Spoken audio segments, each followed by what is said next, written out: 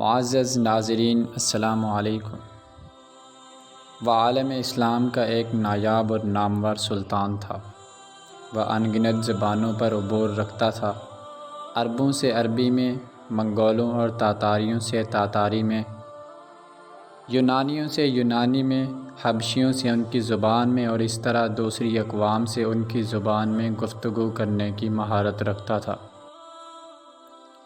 سلطان بننے سے پہلے وہ جگہ جگہ ایک غلام کی حیثیت سے دھکے کھاتا پھرتا تھا، لہٰذا اس دوران مختلف زبانوں میں مہارت حاصل کر لی تھی۔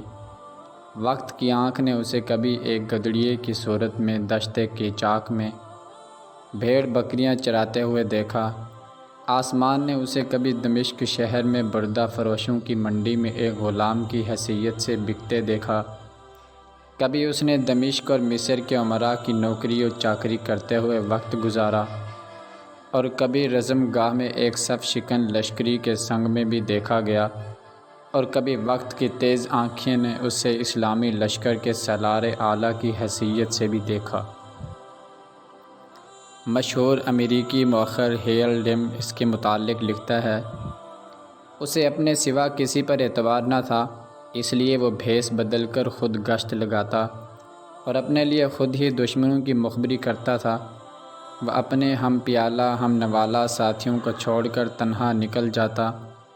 کبھی اسے مصر میں دیکھا جاتا اور کبھی وہ دوسرے دن فلسطین میں نمودار ہوتا۔ 4 دن بعد لوگ اسے عرب کے ریگزاروں میں دیکھتے، اور اس کے چند دن بعد وہ خانہ بدوشوں کی سی رفتار کسی دوسری جگہ لوگوں کو دکھائی دیتا۔ جن دنوں وہ عالم اسلام کا سلطان بنا، ان دنوں منگولوں نے مسلمانوں پر حملہ آور ہو کر ان کے بیشتر علاقوں کو تباہ و برباد کر دیا تھا، اور ہلاکو خان مسلمانوں کے علاقوں میں دندناتا پھرتا تھا۔ ایک بار ایک منگول کے بھیس میں وہ اکیلا و تنہا ہلاکو کی سلطنت میں داخل ہوا، اور کریا کریا چل پھر کر جاسوسی کرتا رہا۔ چونکہ وہ مختلف زبانوں پر عبور رکھتا تھا اور جاسوسی میں بھی مہارت کا حامل تھا، اس لیے کسی کو شک نہ ہوا کہ وہ مسلمان ہے یا مسلمانوں کا سلطان۔ ایک دن اس نے منگولوں کے ایک شہر میں ایک دکان میں کھانا کھایا اور اپنی انگوٹھی جان بوجھ کر ایک محفوظ جگہ پر رکھ آیا۔ اس کے بعد وہ اپنے علاقے میں آ گیا اور ایک قاصد بھیج کر ہلاکو خان کو کہلایا، میں تمہاری مملکت میں حالات کا معائنہ کرنے فلاں جگہ گیا تھا، فلاں شہر میں فلاں دکان پر اپنی شاہی انگوٹھی بھول آیا ہوں، مہربانی کر کے وہ انگوٹھی تلاش کر کے مجھے بھجوا دو، کیونکہ وہ انگوٹھی مجھے بے حد عزیز ہے۔ ہلاکو خان مسلمانوں کے سلطان کی اس جرأت و جسارت پر ششدر رہ گیا، اور وہ اس کی دلیری سے ایسا مرعوب ہوا کہ اس کی انگوٹھی تلاش کر کے اس کی طرف بھجوا دی۔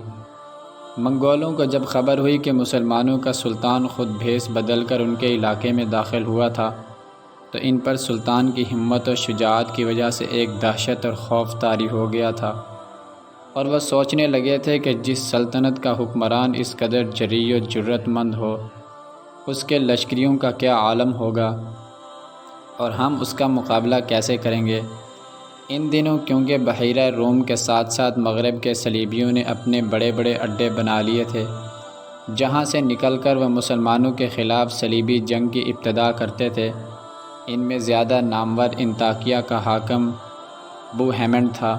سلطان ایک مرتبہ ایک نصرانی زائر کا بھیس بدل کر صلیبیوں کے مقبوضہ علاقوں میں داخل ہوا، اور کئی ماہ تک ان کے عسکری استحکامات، قلعوں اور دوسرے کئی مقامات کا جائزہ لیتا رہا۔ وہ تقریباً 22